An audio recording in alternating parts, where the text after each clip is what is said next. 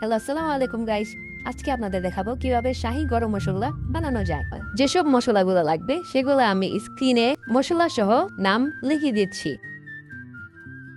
জিরা, মৌরি, কালো গোলমরিচ, ধনিয়া, স্টার মশলা। তারপর লাগতেছে এলাচ, লবঙ্গ, বড় এলাচ, সাদা গোলমরিচ, রাঁধুনি, ধনিয়া, শাহিজিরা, নমরিচ, জয়ফল, জয়ত্রী।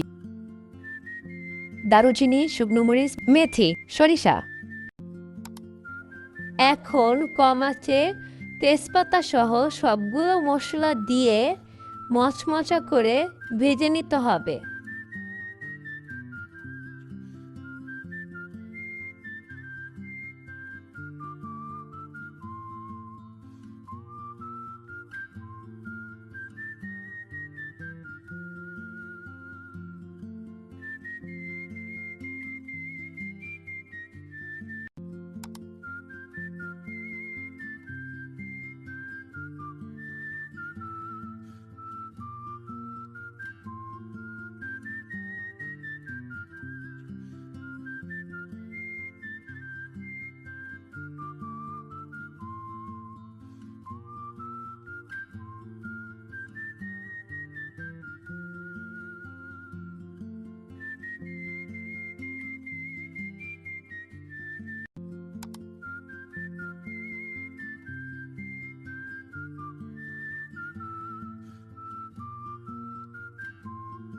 অন্য একটি পাত্রে নামিয়ে ঠান্ডা করে ব্লেন্ড করে নিতে হবে।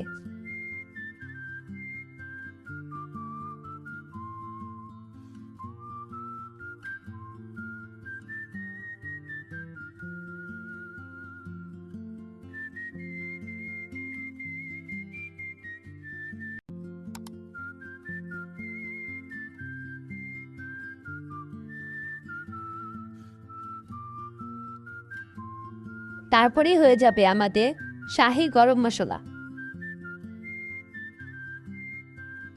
এই শাহী গরম মশলাটি বিরিয়ানি, খিচুড়ি, রোস্ট যে কোনো মাংস রান্নায় ব্যবহার করা যায়।